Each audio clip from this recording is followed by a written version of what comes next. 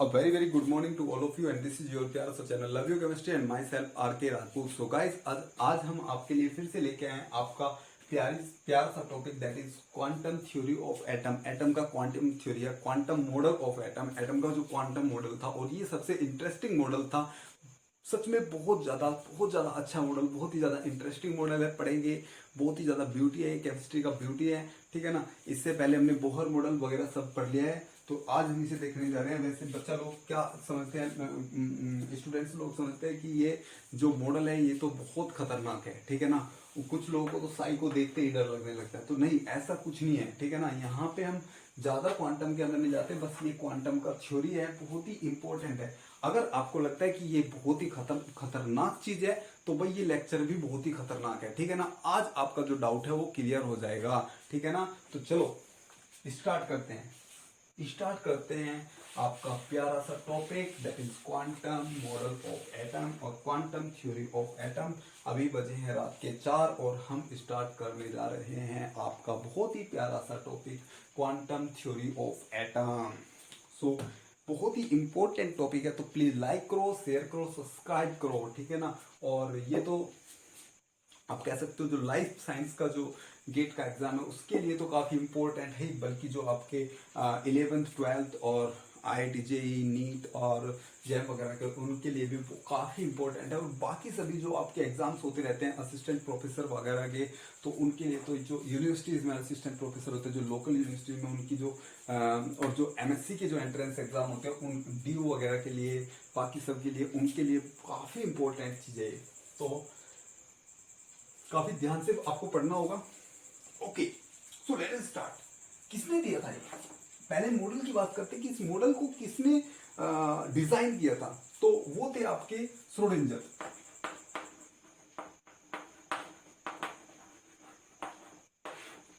Schrodinger साहब ने इस क्वांटम थ्योरी को दिया था, ठीक है ना। अब देख लेते हैं क्या बताया था श्रोडिंगर ने। जनरली श्रोडिंगर ने एक इक्वेशन दी थी इलेक्ट्रॉन की सारी प्रॉपर्टीज को जानने के लिए। एक इक्वेशन इन्होंने दी थी जिसे हम कहते हैं श्रोडिंगर का वेव इक्वेशन। सबसे पहले हम देख लेते हैं वो इक्वेशन क्या थी। वैसे आप लोगों को ज्यादा उस इक्वेशन के अंदर नहीं जाना है, हम देखें क्या थी वो इक्वेशन, क्या क्या हमें वहां से उठाना है, क्या क्या हमारे काम का है, क्या क्या हमारे काम का नहीं है। So let us start. So equation कुछ इस टाइप से है, del square psi by del x square. So what is this del, क्या बला है ये डेल। तो देखो आपने डेरिवेटिव पढ़ा होगा, आपने डेरिवेटिव पढ़ा होगा डी बाई डी एक्स। ये जो डेरिवेटिव लेते हैं तब लेते हैं जब हम एक ही डायमेंशन की बात करते हैं। अगर हम 3 डायमेंशन की बात करें या 2 डायमेंशन, एक से ज्यादा डायमेंशन की अगर हम बात कर रहे हैं तो हम उसे पार्शियल डेरिवेटिव करली डेल्टा में कन्वर्ट कर देते हैं, ठीक है ना। पार्शियल डेरिवेटिव वहां पे यूज होता है जब आप डायमेंशन एक से ज्यादा, मीन्स वेरिएबल आप एक से ज्यादा ले रहे हो। तो इक्वेशन कुछ इस टाइप से, del square psi by del x square. सब कुछ बताऊंगा क्या क्या क्या साई है, क्या क्या है इसमें, ये त्रिशूल क्या है, ये त्रिशूल टाइप की जो चीज बनाई है क्या है, सब बताऊंगा, ठीक है ना। Plus del square psi by del y square plus del square psi by del z square plus 8 pi square m upon h square into E minus V is equal to 0। ये था श्रोडिंगर का equation, ठीक है ना। इसको देख के घबराना नहीं, बहुत ही अच्छी चीज है, बहुत ही प्यारी चीज है, बहुत ही इंटरेस्टिंग। अगर आपको इससे ज्यादा प्यार हो जाए तो क्वांटम के लेक्चर देख लेना, ठीक है ना। ओके, यहाँ पे आपको ज्यादा इसके अंदर नहीं घुसना है, बस हमें यहाँ से जो हमारे काम की चीजें होंगी हम उन्हें यहाँ से एक्सट्रैक्ट करेंगे, उन्हें कंज्यूम करेंगे, ठीक है ना। ओके, चूज डालेंगे सब्जेक्ट को। ओके, यहाँ पे what is psi, first of all what is psi. So देखो यहाँ पे कहा जाता है कि हमें करना क्या है, हमें यहाँ पे देखना क्या है, हमें देखना है मॉडल जनरली बताते क्या है। मॉडल जनरली ये बताते हैं कि इलेक्ट्रॉन एटम में, इलेक्ट्रॉन प्रोटॉन न्यूट्रॉन है कहाँ कहाँ है, इलेक्ट्रॉन कहाँ पे, प्रोटॉन कहाँ पे, न्यूट्रॉन कहाँ पे। तो अगर मैं क्वांटम थ्योरी की बात करूं तो उसमें भी ये कहा गया है कि रदरफोर्ड और बोहर के जैसे कि बीच में एक छोटा सा पार्ट होता है जिस जो न्यूक्लियस होता है जिसमें कंप्लीटली सारे प्रोटॉन उसके अंदर होते हैं। चलो, प्रोटॉन तो सारे इसके अंदर है, न्यूट्रॉन भी इसके अंदर है, लेकिन अगर अब मैं बात करूं इलेक्ट्रॉन की, तो इलेक्ट्रॉन कैसे है, जैसे कि रदरफोर्ड ने बताया था, क्या इलेक्ट्रॉन वैसे घूम रहे हैं, क्या सॉरी रदरफोर्ड तो फेल ही हो गए थे, जैसे कि नील्स बोर ने बताया था, क्या इलेक्ट्रॉन वैसे सर्कुलर मोशन में ऑर्बिट्स में ऑर्बिट में घूम रहे हैं। ये जो ऑर्बिट होते हैं क्या ये ऑर्बिट्स में घूम रहे हैं या और कुछ यहाँ पे बला है, तो वो मुझे देखना है, ठीक है ना। वैसे जनरली अगर मैं आपको बताऊं तो यहाँ पे ऑर्बिट्स का जो कंसेप्ट है वो यहाँ से खत्म होने वाला है। ऑर्बिट्स का कंसेप्ट यहाँ से खत्म होने वाला है। यहाँ पे तो कुछ एक नया ही चीज आएगा। और क्वांटम, जैसा कि आपको पता है, क्वांटम तो एक अलग ही वर्ल्ड है, बहुत ही ज्यादा इंटरेस्टिंग चीज है क्वांटम। तो चलो देखते हैं।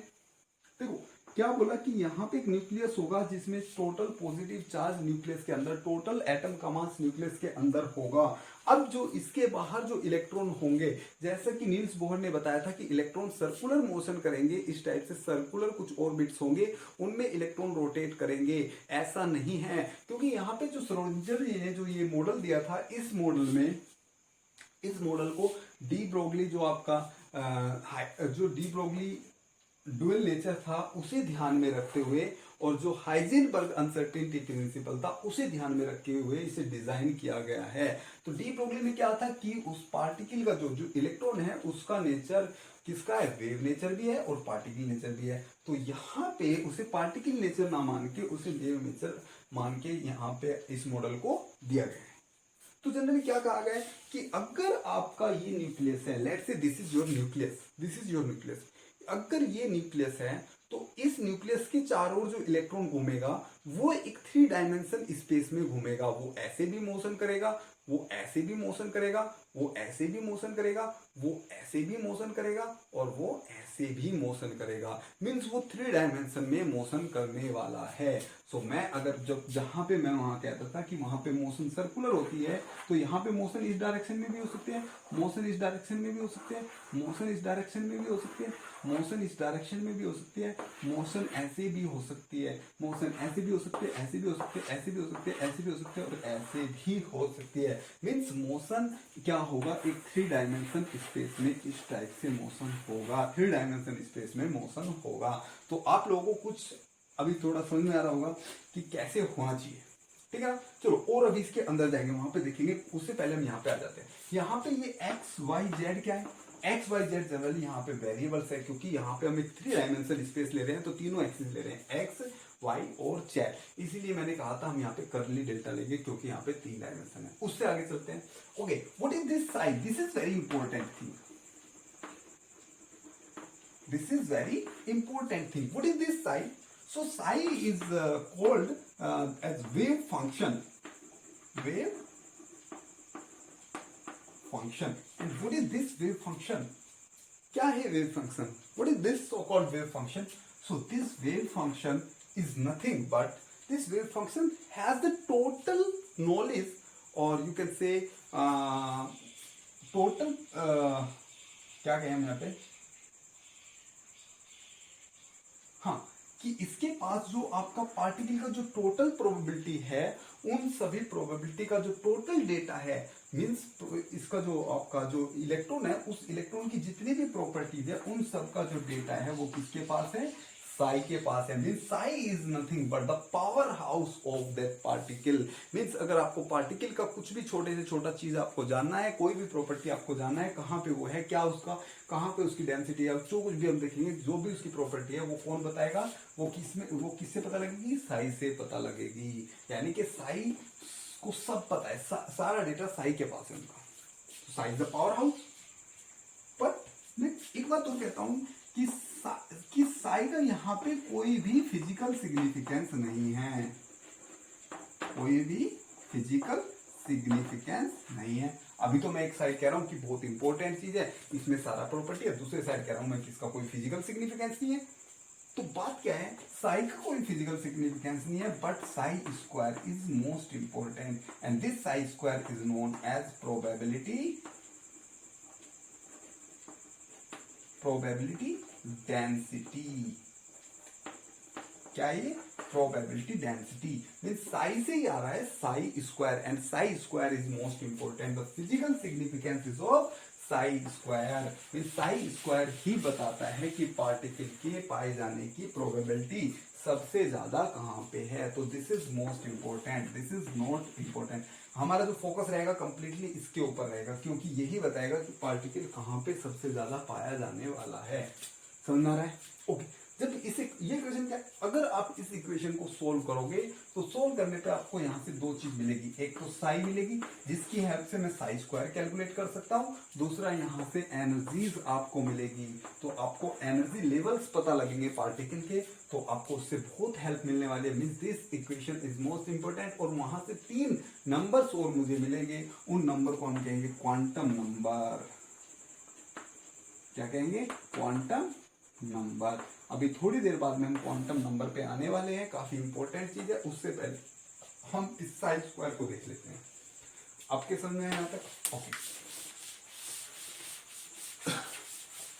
अब देखो, हमने कहा कि जो इलेक्ट्रॉन है, electron note is not a macro particle, this is a micro particle. ये micro particle means quantum mechanical particle है, तो ये कहीं एक जगह तो मिलेगा नहीं। अगर मैं बात करूं न्यूक्लियस की, ये न्यूक्लियस है तो ये यहाँ भी है, यहाँ भी है, यहाँ भी है, सब जगह ये है। मीन्स ये सब जगह विद्यमान है। ये ऐसा नहीं कि कहीं पे नहीं है, ये लाइक गॉड है, ये सब जगह है, भगवान सब जगह है। तो ये आपका इलेक्ट्रॉन सब जगह है। ऐसे electron is not a particle. So मैं कहता हूं इलेक्ट्रॉन एक वेव की तरह बिहेव कर रहा है, वो ऐसे सब जगह प्रेजेंट है। ठीक है ना, सब जगह वो प्रेजेंट है। लेकिन मैं ऐसा कह सकता हूं कि कहीं पे उसके पाए जाने की प्रोबेबिलिटी ज्यादा है, कहीं पे उसके पाए जाने की प्रोबेबिलिटी ज्यादा है, और कहीं पे उसके पाए जाने की प्रोबेबिलिटी कम है। ऐसा हो सकता है जैसे कि लेट्स से इस रीजन में उसके पाए जाने की प्रोबेबिलिटी ज्यादा है और इस रीजन में उसके पाए जाने की प्रोबेबिलिटी कम है। मीन्स आता तो इलेक्ट्रॉन इस रीजन में भी है, लेकिन इस रीजन में वो कम टाइम स्पेंड करता है, इस रीजन में वो ज्यादा टाइम स्पेंड कर रहा है लेट्स से। सो यहाँ पे उसके पाए जाने की प्रोबेबिलिटी ज्यादा है, और वो प्रोबेबिलिटी मैं कैलकुलेट कर सकता हूं साई स्क्वायर से। तो अब आपको पता होगा psi square is most important. This is known as the probability density of the particle. Means इसकी हेल्प से आप बता सकते हो कि पार्टिकल के पाए जाने की प्रोबेबिलिटी सबसे ज्यादा कहां पे है। सो अब आपको पता लगा होगा कि यहाँ इस केस में probability density is most important. Means आप ये एग्जैक्ट पोजीशन पार्टिकल का नहीं बता सकते हो कि एग्जैक्ट पोजीशन यहाँ पे है, बस आप बता सकते हो प्रोबेबिलिटी डेंसिटी यहाँ पे है। और what is probability density? I think इस लेवल पे आपको इतना तो पता ही होगा प्रोबेबिलिटी क्या होती है। जैसे कि लेट्स से आसमान में बहुत सारा क्लाउड आया हुआ है, ऐसे बहुत सारा क्लाउड आया हुआ है, तो हम कहेंगे कि यहाँ पे रेन होने का प्रोबेबिलिटी बहुत ज्यादा। हम ये नहीं कहेंगे कि आज रेन होगा ही होगा, क्या क्या पता लगे बादल चला जाए, ठीक है ना। तो ये जरूरी है कि 100% रेन होगा ही होगा, लेकिन मैं कह सकता हूं कि आज रेन के होने की प्रोबेबिलिटी ज्यादा है। जैसे कि लेट्स से दो आदमी चेस खेल रहे हैं, और जो इसमें एक प्लेयर है, वो प्लेयर ओलंपिक से आया हुआ, वो प्लेयर बहुत अच्छा है, वो प्लेयर इंटरनेशनल लेवल पे खेला हुआ है, ये ऐसे ही है, ये ऐसे ही है, इसने खेला नहीं कभी, ठीक है ना। तो मैं कहूंगा, मैं ये नहीं कहूंगा कि ये जीतेगा ही, डेफिनेटली ये जीतेगा, क्या पता ये भी जीत जाए, लेकिन मैं कहूंगा इसके जीतने की प्रोबेबिलिटी ज्यादा है। तो प्रोबेबिलिटी आई थिंक अब आपको पता लगेगा, मोर number of waves is called probability. So probability ज्यादा है। तो इसी टाइप से जो इलेक्ट्रॉन है वो भी कहीं एक जगह नहीं मिलेगा, उसके भी हम पाए जाने की प्रोबेबिलिटी को देखेंगे, और वो प्रोबेबिलिटी किससे पता लगती है? साई स्क्वायर से पता लगती है। समझना? ओके, आगे चलते हैं। अब देखो, अब मैंने कहा इलेक्ट्रॉन की डेंसिटी, प्रोबेबिलिटी डेंसिटी, तो इलेक्ट्रॉन जहां पे ज्यादा पाया जाएगा, मीन्स इलेक्ट्रॉन की प्रोबेबिलिटी डेंसिटी जहां पे ज्यादा होगी, उस एरिया को, जहां पे इलेक्ट्रॉन की पाए जाने की डेंसिटी ज्यादा होगी, उस एरिया को हम कहते हैं ऑर्बिटल। क्या कहते हैं? ऑर्बिटल। फिर से सुनो, वो एरिया जहां पे इलेक्ट्रॉन के पाए जाने की डेंसिटी ज्यादा होगी, उस एरिया को हम कहते हैं ऑर्बिटल। ओके, यहां तक समझ रहा है? ओके, अब हम चलते हैं इससे आगे। इससे आगे मैंने अभी आपको बताया था कि जब आप श्रोडिंगर को सोल्व करोगे तो आपको साई मिलेगा, आपको एनर्जी मिलेगा, एनर्जी से आपको एनर्जी लेवल पता लगेगा, साई से आपको साई स्क्वायर, जिससे आपको डेंसिटी पता लगेगा। वहीं से ही आपको 4 नंबर्स और पता लगेंगे, जिन्हें हम कहते हैं क्वांटम नंबर्स। क्या कहते हैं? Quantum numbers.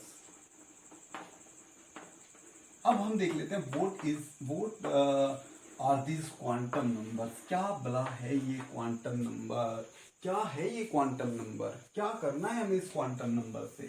ठीक है ना, क्या देंगे हमें क्वांटम नंबर, तो देखते हैं अब हम क्वांटम नंबर्स को। तो जनरली 4 क्वांटम नंबर होते हैं। First quantum number is principal quantum number. Principal quantum number, principal quantum number, and this is represented by n। Principal, हाँ जी, प्रिंसिपल वाला प्रिंसिपल जो प्रधानाचार्य होता है वो वाला प्रिंसिपल, ठीक है ना, जो स्कूल में प्रिंसिपल होता है वही वाला प्रिंसिपल, PRINCIPL। ओके, हिंदी में कहते हैं मुख्य क्वांटम नंबर। मुख्य यानी कि जो आपका प्रमुख है वो क्वांटम नंबर। तो ओके, क्या होता है अभी प्रिंसिपल क्वांटम नंबर?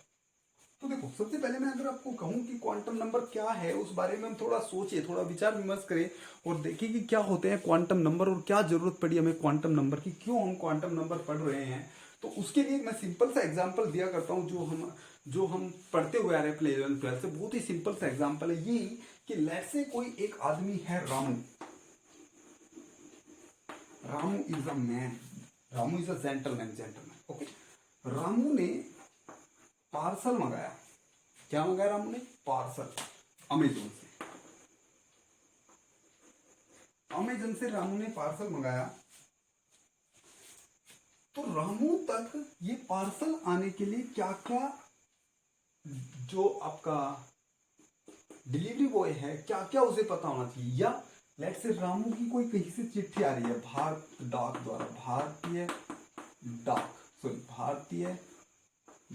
द्वारा चिट्ठी आ रही है। ओके, भारतीय से याद आया तो सभी लोगों को हमारे चैनल की ओर से गांधी जयंती की बहुत बहुत शुभकामनाएं। और आज ही के दिन आप लोगों को जैसे पता है हमारे पूर्व प्रधानमंत्री माननीय लाल बहादुर शास्त्री जी का भी जन्म हुआ था, तो उनके जन्म दिवस की भी आप लोगों को बहुत बहुत शुभकामनाएं। तो बस मैं यही कहना चाहूँगा कि हमेशा श्रेष्ठ बनो, अच्छे कर्म करो, अच्छे कार्य करो, तो आपको भी लोग जानेंगे, ठीक है ना। आपका भी बर्थडे ऐसे ही मनाया जाएगा। Okay, so let us start. Okay, so Ramu तक इसकी चिट्ठी आने में, इसकी डाक आने में, या अमेजोन से जो भी आ रहा है इसका, वो आने में क्या क्या पता होना चाहिए। उसे पता होना चाहिए कि रामू का गांव कहाँ है। रामू का गांव, चलो गांव छोड़ो, पहले डिस्ट्रिक्ट की बात करें। रामू का डिस्ट्रिक्ट, रामू का जिला कौन सा है। अगर रामू का डिस्ट्रिक्ट पता होगा तो डिस्ट्रिक्ट तक सामान आ जाएगा। अब डिस्ट्रिक्ट के बाद मुझे पता होना चाहिए कि रामू का विलेज कौन सा है। अगर रामू का विलेज का मुझे पता होगा तो मैं विलेज में भी उसके आ जाऊंगा, ठीक है ना। अब यहां से डाक उसके विलेज तक आ चुकी है, लेकिन विलेज से बाद में पता होना चाहिए कि उसका मोहल्ला कौन सा है, उस गांव में उसका मोहल्ला कौन सा है। अगर मोहल्ला भी पता है तो उस मोहल्ले में उसका घर, उसका मकान नंबर क्या है। अगर आपको ये सब पता होगा तो आप वो चिट्ठी रामू के घर तक पहुंच जाएगी। अदरवाइज लेट से उसका डिस्ट्रिक्ट ही नहीं पता कि वो कहाँ आनी है, तो कैसे आएगी, नहीं आएगी ना। तो ये 4 चीजें जैसे कि यहाँ पे पता होनी चाहिए रामू तक चिट्ठी आने के लिए। इसी टाइप से यहाँ पे जो हमारा रामू है, जो हमारा इलेक्ट्रॉन है, उस इलेक्ट्रॉन का पता लगाने के लिए कि इलेक्ट्रॉन कहाँ पे है, क्योंकि मुझे तो यही पता लगाना है इलेक्ट्रॉन कहाँ पे किस टाइप से क्या कर रहा है, ठीक है ना। क्योंकि मुझे इतनी क्यूरियोसिटी है कि मुझे देखना है कि इलेक्ट्रॉन है कहाँ, क्या कर रहा है इलेक्ट्रॉन, ठीक है ना। ऐसे ही तो नहीं बैठा, कुछ कर रहा है या खाली बैठा है, ठीक है। चलो ओके, तो वो देखने के लिए हमें इन 4 क्वांटम नंबर का सहारा लेना पड़ेगा। 4 क्वांटम नंबर का सहारा लेना पड़ेगा। तो देखते हैं हम वन बाय वन एक एक क्वांटम नंबर को। तो सबसे पहला क्वांटम नंबर है प्रिंसिपल क्वांटम नंबर, मीन सबका हेड है ये सबका हेड है। अगर इसका नहीं पता होगा तो अगले वालों को कुछ नहीं करना, ये पता होना जरूरी है। तो देखते हैं क्या क्या बताता है प्रिंसिपल क्वांटम नंबर। तो प्रिंसिपल क्वांटम नंबर बताता है सिंपली नंबर सेल को, मीन्स जो आपका इलेक्ट्रॉन है वो किस सेल में प्रेजेंट है, किस सेल में प्रेजेंट है, उसका ओरिएंटेशन क्या है। ओरिएंटेशन की भी मैं बात नहीं करूंगा कि वो किस सेल में प्रेजेंट है, उस सेल में उसका एनर्जी कितना है, उस सेल में उसका एनर्जी कितना है, वो सेल न्यूक्लियस से कितना दूरी पर है, ये सब बताता है कौन, प्रिंसिपल क्वांटम नंबर। तो आपने एनर्जी का फॉर्मूला देखा था -13.6 Z²/n², मीन्स आपका प्रिंसिपल क्वांटम नंबर यहाँ पर भी है। मीन्स एनर्जी एनर्जी लेवल को ये बताएगा, ठीक है ना, एनर्जी लेवल किस एनर्जी लेवल में है। दूसरा आपने पढ़ा था 0.5 into n square upon Z, means यहाँ पे भी आपका एन है तो उस सेल की डिस्टेंस न्यूक्लियस से कितनी है, मीन्स उस सेल का कंप्लीट नॉलेज ये बता रहा है। और आपको पता है अगर एन का वैल्यू 1 2 3 4 ऐसे होता है तो एन का वैल्यू अगर 1 है तो उसे हम के सेल कहते हैं, 2 है तो एल सेल कहते हैं, 3 है तो एम कहते हैं, 4 है तो एम, ऐसे ही चलता रहता है, ठीक है ना। तो अगर आपको एन का वैल्यू पता है तो आप पता कर सकते हो कि वो कौन सी सेल में है, वो के में है, वो एल में है, वो एम में है, वो एन में है, ठीक है ना। और आप ये भी पता कर सकते हो कि उस सेल में कितने इलेक्ट्रॉन हैं, उस सेल में कितने इलेक्ट्रॉन हैं, क्योंकि आपको पता है एक सेल में इलेक्ट्रॉन होते हैं maximum electron present in one shell is 2n square, where n is principal quantum number. When you will put the value of n is 1, so you will get 2. If you will put value of 2 on the place of n, then you will get 8. If you will put 3, then you will get 18. If you will put 4, then you will get 32. Means in first cell you can fill maximum 2 number of electrons. Means you can't fill more than 2 electron in first cell. You can't fill more than 8 electron in second cell, more than 18 electron in third cell, and more than 32 in fourth cell. Also I hope आप लोगों को समझ में आया होगा। तो जो principal quantum number है वो कंप्लीट नॉलेज देता है, कंप्लीट बल्ली बता देता है कि आपका जो सेल है किस सेल में इलेक्ट्रॉन प्रेजेंट है, और उस सेल का एनर्जी क्या है, उस सेल की डिस्टेंस क्या है न्यूक्लियस से, और सेल का नाम क्या है, उस सेल में कितने इलेक्ट्रॉन प्रेजेंट है, सब कुछ कौन बताता है, प्रिंसिपल क्वांटम नंबर बताता है, जनरली सेल नंबर बताता है, ठीक है ना, ये सेल नंबर ही तो है। समझ में आया प्रिंसिपल क्वांटम नंबर। ओके, अब हम स्टार्ट करते हैं दूसरा quantum number, the second quantum number, and that is known as azimuthal quantum number. Second one is azimuthal.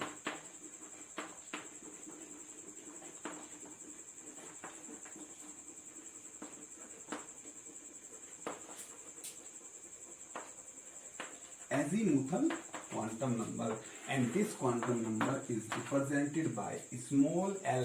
small l से हम इसे रिप्रेजेंट करते हैं। अब देख लेते हैं क्या होता है एजीमुथल क्वांटम नंबर।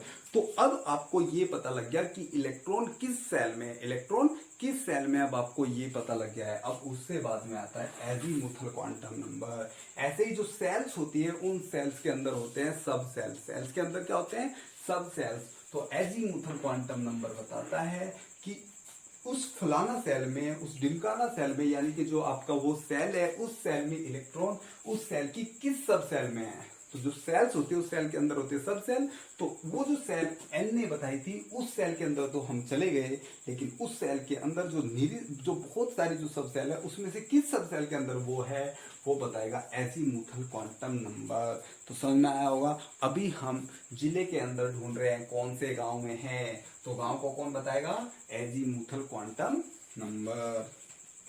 और किसी n के लिए जो l की वैल्यूज होती है वो होती है 0 to n-1। अगर आपको n की वैल्यू दी हुई है और आपको l की वैल्यू निकालनी है तो आप इससे निकाल सकते हो।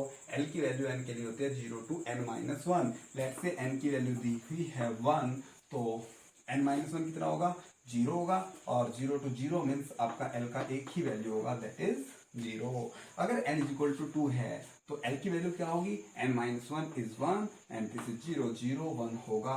अगर n इज इक्वल टू है 3, तो n-1 क्या होगा, 2 होगा।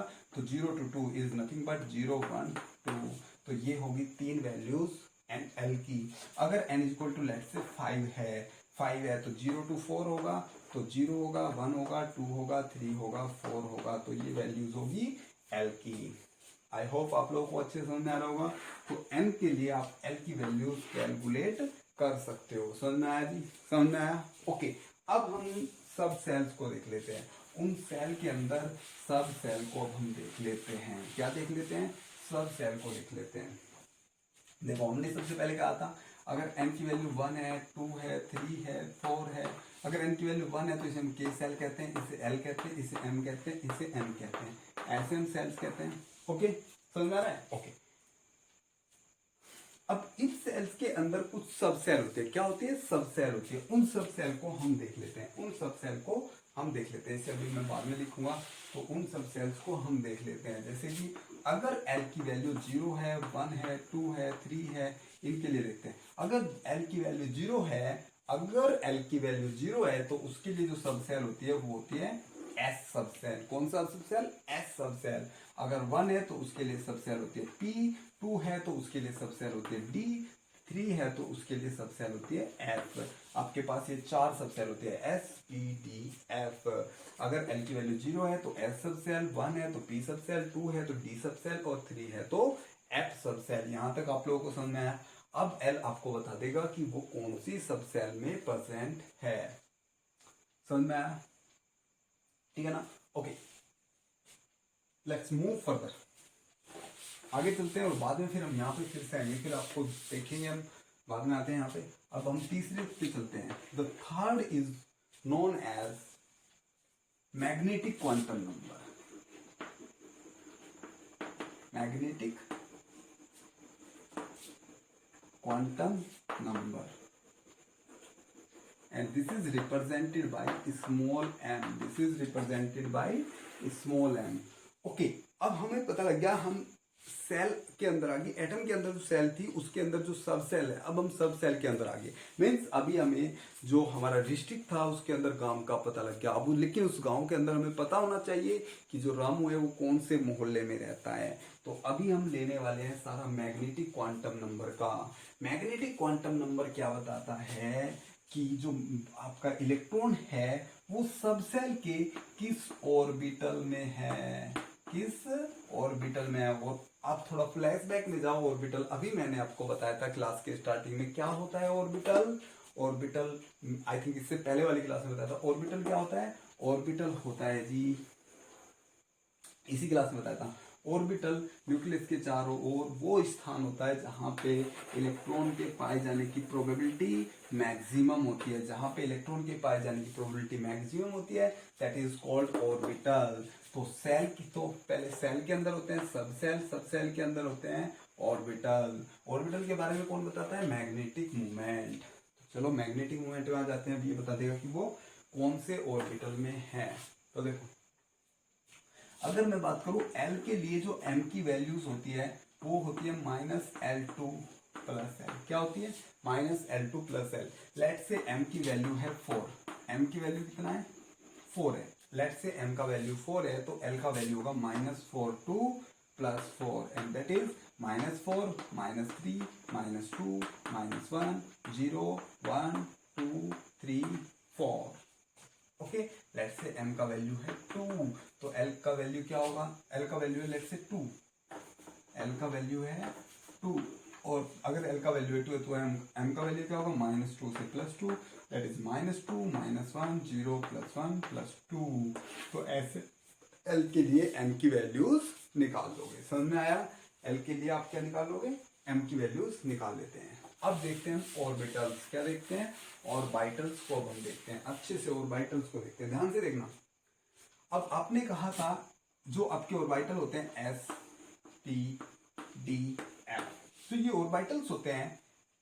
अगर मैं S ऑर्बिटल की बात करूं, L की वैल्यू S ऑर्बिटल के लिए 0 होती है, P के लिए 1 होती है, D के लिए 2 होती है और F के लिए 3 होती है। मैं ऊपर लिख रहा हूं कि L की वैल्यू P के लिए 1 होती है, D के लिए 2 होती है और F के लिए 3 होती है। ओके, अब L की वैल्यू S के लिए 0 है तो M की वैल्यू क्या होगी? इसके लिए 0 ही होगी, एक ही वैल्यू होगी क्योंकि क्या होती है? -L प्लस L होती है, -L2 प्लस L। ओके, यहाँ पे P के लिए L की वैल्यू है 1 तो M की वैल्यू क्या होगी? -1 0 + 1 -1 2 + 1 and for this that will be -2 2 + 2 means -2 -1 0 + 1 + 2 and for F that will be -3 -2 -1 0 + 1 + 2 + 3. Now as you can see in F there are 1 2 3 4 5 6 7 values and for D is 5 values, for P is 3 values, for S is 1 value. That means S has only one orbital. number of orbital. So S has only one orbital, P has 3 orbitals, D subcell has 5 orbitals, and F subcell has 7 orbitals. And what are those orbitals? So the one orbital is known as S, and 3 orbitals are known as Px, Py, and Pz, and the 5 orbitals are known as dxy, dyz, dzx, dz2 and dx2 minus y2। और इसमें आपका 7 orbital होंगे। इन 7 orbital को हम बाद में देखेंगे, ठीक है ना। ये क्योंकि यहाँ पे आपका ज्यादा इंपॉर्टेंट नहीं होता है इसका स्ट्रक्चर कॉम्प्लेक्स होता है, हम बाद में देखेंगे, बाद में दिखाता हूँ आपको इनकी स्ट्रक्चर। तो यहाँ तक आप लोगों को समझ में आया, ठीक है ना। आई होप आप लोगों को अच्छे समझ में आ रहा होगा, क्योंकि मैं काफी अच्छे समझाने की कोशिश कर रहा हूँ आप लोगों को। समझ में आया? ओके, अब हम देख लेते हैं शेप ऑफ ऑर्बिटल। क्या देख लेते हैं? Shape of orbital, and that is also most important. Next is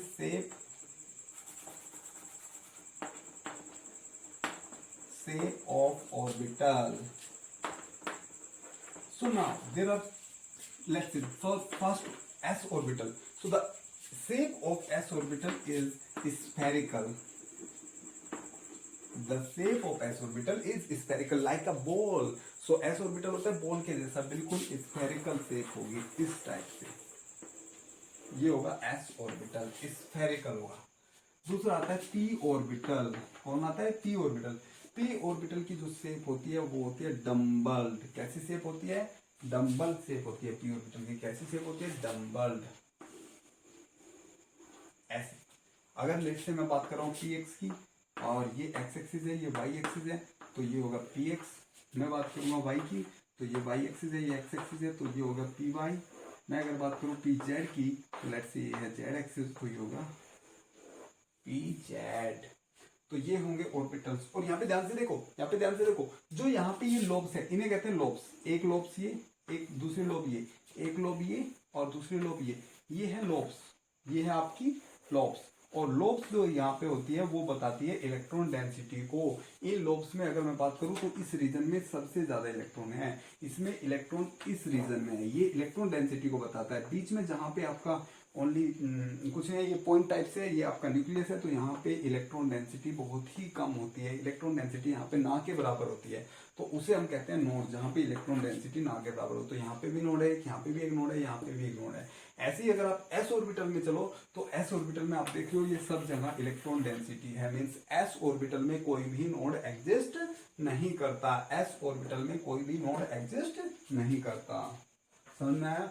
S orbital में बस आपकी इलेक्ट्रॉन डेंसिटी ऐसे फैली हुई है, स्फेरिकल वे में इलेक्ट्रॉन डेंसिटी फैली हुई है। चले आगे। Okay, next let us start. मैं यहाँ पे डी भी दिखा देता हूँ, जेड यहीं पे दिखा देता हूँ। ये आपका होगा जेड, ये होगा पी जेड, ये होगा पी एक्स, ये होगा पी वाई। ओके, नेक्स्ट दिखाते हैं हम D orbital. D orbital 5 type के होते हैं, 5 बनाते हैं। सबसे पहले बना देते हैं d x y. This is x, this is y, d x y. अब ध्यान से देखना, जो यहाँ पे 5 ऑर्बिटल है, d x y, d y z और जी जेड एक्स, जो ऑर्बिटल है वो नॉन एक्सियल ऑर्बिटल है। मीन्स उनकी जो लोब्स होगी वो एक्सिस पे नहीं आएगी, और बाकी के जो 2 है वो एक्सियल ऑर्बिटल है। डी ऑर्बिटल की जो शेप होती है वो डबल डम्बल शेप होती है। कैसी शेप होती है? डबल डम्बल, ऐसे शेप होते हैं डबल डम्बल। तो देख लेते हैं। तो जो डी एक्स वाई ऑर्बिटल है वो आपका एक्स वाई प्लेन में होगा। कहाँ पे होगा? X y. मैंने बताया ये कैसा है? नॉन एक्सियल है, तो एक्स वाई प्लेन में होगा। ये होगा आपका डी एक्स वाई। जो ये लोब्स है, कितनी लोब्स है आपको देख रहे हो? 1 2 3 4 लोब्स है। यहाँ पे 1 2 लोब्स है, यहाँ पे भी 2 लोब्स है, यहाँ पे भी 2 लोब्स है, यहाँ पे कितना लोब्स है? 4 लोब्स है। ये लोब्स बताती है इलेक्ट्रॉन डेंसिटी को। क्या बताती है? इलेक्ट्रॉन डेंसिटी को। तो ये होगा डी एक्स वाई। नेक्स्ट अगर मैं बात करूँ डी वाई जेड की, तो डी वाई जेड क्या होगा? डी वाई जेड होगा आपका वाई जेड प्लेन में। Let's say this is y axis, this is z axis, so this is y z, this is y z. Okay, यहाँ पे electron density होगा। अगर मैं बात करूँ, देखो यहाँ पे कोई भी इलेक्ट्रॉन डेंसिटी नहीं है, यहाँ पे तो ये 2 होंगे नोडल प्लेन, ये 2 होंगे आपके नोड्स। जैसे यहाँ पे 2 नोड्स होंगे, ठीक है ना। ऐसे ही नेक्स्ट मैं बात करता हूँ डी एक्स जेड की। Let's say this is x axis, this is z axis, and this is known as dxz. This is also known axial, and these are the electron density. Okay, and next one is dx2 minus y2. dx2 minus y2. This is a axial. This is a axial orbital. देखता हूँ एक बार कैमरे में आ रहा है क्या? या perfect आ रहा है. Okay, so this is axial. So dx2 y2. सो ये x एक्सिस पे होगा, ये x एक्सिस लेट से, y एक्सिस और y पे भी होगा इस टाइप से. तो ये होगा एक्सिस पे, तो ये होगा आपका एक्सियल. और dx2 y2 हो गए. तो यहाँ पे इलेक्ट्रॉन डेंसिटी होगा, यहाँ पे होगा, यहाँ पे होगा, यहाँ पे होगा, और बीच में आप यहाँ पे देख रहे हो कोई इलेक्ट्रॉन डेंसिटी नहीं. तो ये नोड होंगे, दो नोड यहाँ पे प्रेजेंट है. और मैं लास्ट देख लेता हूँ dz2 ऑर्बिटल. क्या देख लेता हूँ? dz2. Let's say this is x, this is y and this is z axis. So ये ओनली z एक्सिस पे होगी इसकी दोनों लोब. कैसे होगी? z एक्सिस पे. z एक्सिस पे दो लोब प्रेजेंट होगी इसकी. और क्या होगा ध्यान से देखना, अभी ध्यान से देखना, ठीक है ना. इसके अंदर वैसे ज्यादा नहीं जाना है आपको. यहाँ पे क्या होगा, एक XY प्लेन में एक रिंग होगी. क्या होगी? एक XY प्लेन में एक रिंग होगी इस टाइप से. ये होता है dz2 ऑर्बिटल. इसमें देख रहे हो यहाँ पे आपका ये पूरा इलेक्ट्रॉन डेंसिटी है, ये पूरा इलेक्ट्रॉन डेंसिटी है, और यहाँ पे इस रिंग में इलेक्ट्रॉन डेंसिटी भरा हुआ है. तो अब अगर मुझसे कोई पूछे कि इसमें नोड कहाँ है, तो जनरली इसमें नोड एग्जिस्ट ऐसे नहीं करता. ना तो इसमें कोई नोडल पॉइंट एग्जिस्ट करता, ना इसमें कोई नोडल प्लेन एग्जिस्ट करता. इसमें जो एग्जिस्ट करता है वो कौन नोड, देखते हैं कैसा नोड एग्जिस्ट करता है. तो इसमें कुछ इस टाइप से नोड है. ये है कैसा, एक बार ये देख लेते हैं. ये है किस टाइप से? तो ये कुछ इस टाइप से है. अगर ये मेरा एक्सिस है जेड एक्सिस, तो ये जेड एक्सिस पे एक लोब ऐसे, एक नीचे एक लोब ऐसे है, और यहाँ पे एक देखो ऐसे ऐसे एक XY प्लेन में, लेट्स से ये XY प्लेन है, तो इसमें एक रिंग इस टाइप से होती है. तो जनरली यहाँ पे होता क्या है, अगर मैं यहाँ से एक कोन यहाँ पे ऐसे डाल दूं, एक कोन ऐसे डाल दूं, और एक कोन यहाँ से नीचे ऐसे डाल दूं, जो ना तो इस रिंग को टच करेगा ना इसे टच करेगा. यहाँ पे इलेक्ट्रॉन डेंसिटी होगी बहुत ही मिनिमम. तो हम कह देंगे यहाँ पे जो नोड एग्जिस्ट करते हैं वो कोन नोड एग्जिस्ट करते हैं. क्या करते हैं? कोन वाले नोड, कोन नोड एग्जिस्ट करते हैं. तो समझ में आया होगा, ये होगा आप लोगों को. तो ये है आपका ऑर्बिटल का स्ट्रक्चर. इस टाइप से आपका ऑर्बिटल का स्ट्रक्चर होता है. समझ में आया जी? ओके, थोड़ा सा और आगे चलते हैं, थोड़ा सा और आगे. बहुत ही इंपॉर्टेंट बात बता रहा हूँ, बहुत ही पते की बात बता रहा हूँ. इसलिए लाइक करो, शेयर करो, सब्सक्राइब करो. आग लगा दो, आग लगा दो.